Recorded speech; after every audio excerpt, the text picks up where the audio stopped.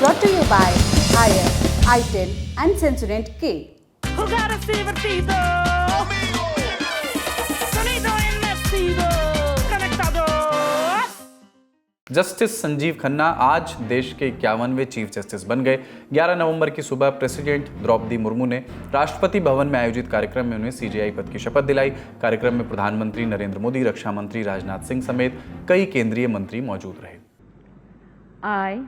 I, Sanjeev Khanna, having been appointed Chief Justice of the Supreme Court of India, having been appointed Chief Justice of the Supreme Court of India, do swear in the name of God do swear in the name of God that I will bear true faith and allegiance to the Constitution of India as by law established, that I will bear true faith and allegiance to the Constitution of India as by law established.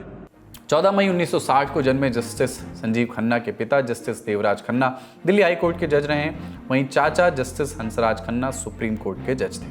अपने घर वालों से प्रभावित होकर justice Khanna ने Delhi university के campus law centre से LLB की पढ़ाई की। 23 साल की उम्र में वो बार काउंसिल ऑफ दिल्ली में एडवोकेट बने। शुरुआत में 30 हजारी कोर्ट और दिल्ली हाई कोर्ट में उन्होंने प्रैक्टिस की। साल 2004 में उनको दिल्ली का स्टैंडिंग काउंसिल सिविल बनाया गया। साल 2005 में दिल्ली हाई कोर्ट के एडिशनल जज और 2006 में परमानेंट जज बनाए गए। 13 साल बाद 18 जनवरी 2019 को उन्हें सुप्रीम कोर्ट में जज बनाया गया। 17 जून 2023 से 25 दिसंबर 2023 तक वो supreme court legal service committee के अध्यक्ष रहे और अब देश के नए चीफ जस्टिस हो गए हैं। जस्टिस खन्ना का कार्यकाल सिर्फ 6 महीने का होगा। 64 साल के जस्टिस खन्ना 13 मई 2025 को रिटायर होंगे। यूं तो सीजेआई खन्ना का 6 महीने का कार्यकाल कई जिम्मेदारियों से भरा होगा, लेकिन कुछ मामले उनकी अदालत में प्रमुखता से सुने जाएंगे। मैरिटल रेप केस, दाम्पत्य अधिकारों की बहाली की वैधता, एलजीबीटीक्यू समुदाय के लोगों की शादी के अधिकार को खारिज करने वाले आदेश की समीक्षा, नागरिकता संशोधन अधिनियम, सबरीमला केस का रिव्यू, बिहार जातिगत जनगणना की वैधता, ये सारे महत्वपूर्ण केस संजीव खन्ना अब सुनेंगे। SLS और पैराबेन गॉन तो उसका करंट ऑन। What then? इसके पोटेशियम आयंस का टूट का करंट गॉन, लाइव का करंट ऑन। अगली सुर्खी चुनावी राज्य झारखंड से। केंद्रीय गृह मंत्री अमित शाह आज सरायकेला पहुंचे। 13 नवंबर को होने वाली वोटिंग के पहले प्रचार का आखिरी दिन था तो राजनीतिक तापमान बढ़ा हुआ था। अमित शाह ने आदिवासियों की घटती जनसंख्या और घुसपैठियों की बढ़ती जनसंख्या के बहाने जनता के बीच बात रखी और मुख्यमंत्री हेमंत सोरेन पर हमला किया। और हेमंत बाबू के राज में नौकरी देने में भ्रष्टाचार हुआ, पेपर लीक हुए।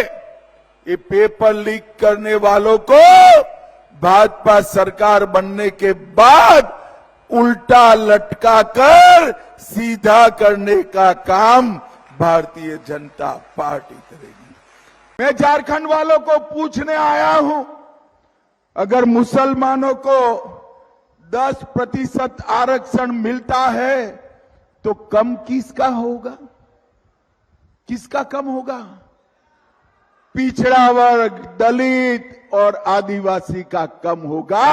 एक कांग्रेस पार्टी पिछड़ा वर्ग, दलित और आदिवासी का आरक्षण काटकर मुसलमानों को आरक्षण देना चाहती है।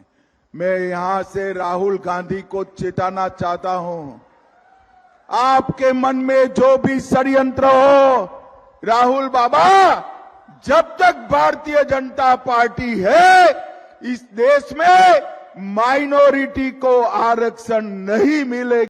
वहीं उत्तर प्रदेश के मुख्यमंत्री योगी आदित्यनाथ ने भी झारखंड में जनसभाएं की और ये कहा, बहनों और भाइयों, बटे थे तो अपमान अयोध्या में झेलना पड़ा था, बटे थे तो अपमान काशी में झेलना पड़ा था, बटे थे तो मथुरा में अपमान झेलना पड़ा था, बटे थे तो बहन और बेटियों की इज्जत के साथ खिलवाड़ के रूप में अपमान झेलना पड़ा था, और बटे थे तो कटे थे।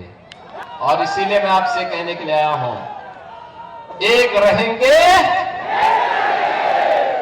सेफ रहेंगे, एक रहेंगे नेक रहेंगे।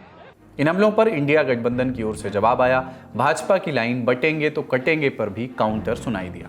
नहीं, हम बोले, मेरे भाषण में भी बोला ना, एक है तो सेफ है वो बोल रहे हैं, बटेंगे तो कटेंगे योगी बोल रहे हैं।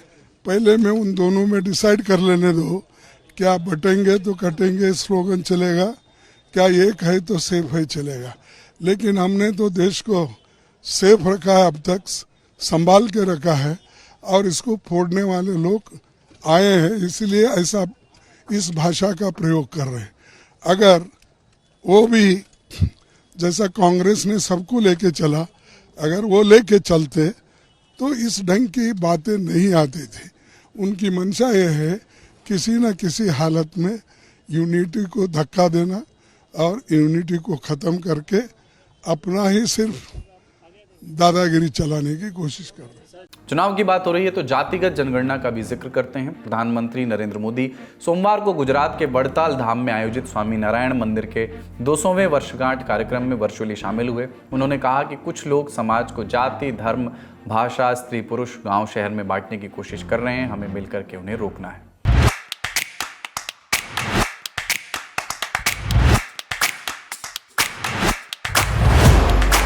अगली सुर्खी पटाखों पर प्रतिबंध से जुड़ी हुई। दिवाली हो, शादी ब्याह हो, चुनाव की जीत हो या फिर कोई भी जश्न क्यों ना हो, पटाखों पर प्रतिबंध अब साल भर के लिए लगा रह सकता है। सुप्रीम कोर्ट ने पटाखों को लेकर दिल्ली पुलिस से कई कड़े सवाल पूछ लिए हैं। सुप्रीम कोर्ट ने संकेत दिया है कि दिल्ली में साल भर पटाखों और आतिशबाजी पर पाबंदी रह सकती है। कोर्ट ने कहा कि क्या किसी को प्रदूषण फैलाने का मौलिक अधिकार है।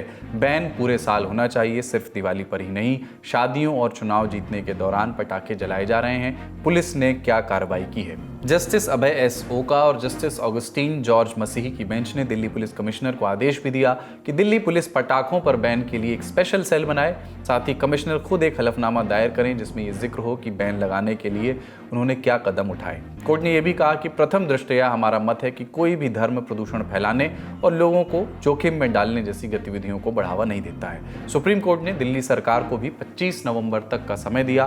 कहा कि अमुक तारीख के पहले प्रभावी तरीके से बैन लगाने के लिए सभी शामिल पक्षों से बात करें और इसे प्रभावी करें। दिन की बाकी सुर्खियों के लिए अब न्यूज रूम चलते हैं। ये खबर मणिपुर से है। मणिपुर का एक डिस्ट्रिक्ट है जिरीबाम, जो असम बॉर्डरिंग है। मणिपुर और असम का जो बॉर्डर है वहाँ पर ये मौजूद है।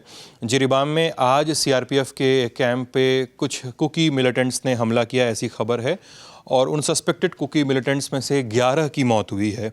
खबरें ये बताती हैं कि कुकी मिलिटेंट्स जो हैं वो ऑटो रिक्शा में आए थे। उन्होंने सीआरपीएफ के उस यूनिट पे, उस टुकड़ी पे हमला किया जो वहाँ मौजूद थी उस समय, जिसमें 2 सीआरपीएफ के जवान भी घायल हुए हैं। एक की हालत गंभीर बताई जा रही है, जिसका इलाज इस समय सिलचर मेडिकल कॉलेज असम में चल रहा है जब हम ये खबर आप तक लेकर आ रहे हैं। ये घटना इस तरह से भी देखी जा रही है कि जिरीबाम में ही 2 दिनों पहले हमार ट्राइब से आने वाली एक 31 साल की महिला की भी मौत हुई थी। जो एक सस्पेक्टेड 2 वे फाइट चल रही है मणिपुर में मैतेई बनाम कुकी की, उसमें ये मौत हुई थी 31 साल की हमार ट्राइब की महिला की। चूँकि हमार ट्राइब के लोग ज़्यादातर कुकी जो ट्राइब है उसके साथ अलाइनेट बताए जाते हैं, उनके साथ जुड़े हुए बताए जाते हैं, इसलिए उनकी मौत को इस वायलेंस से भी जोड़कर देखा जा रहा है। मणिपुर पुलिस ने ट्वीट करके बताया भी है कि जो 11 मिलिटेंट्स थे, सस्पेक्टेड मिलिटेंट्स थे, उनके पास से क्या क्या बरामद हुए हैं। उसमें 3 AK राइफल्स हैं, 4 इंसास हैं और एक RPG भी है और एक पंप एक्शन गन भी बरामद हुई है। इसके अलावा कुछ एमुनिशन और तमाम चीज़ें भी बरामद की गई हैं। आज का ललन टॉप शो यहीं तक। अपना और अपनों का ख्याल रखिए। देखते रहिए दी ललन टॉप। शुक्रिया। शुभ रात्रि।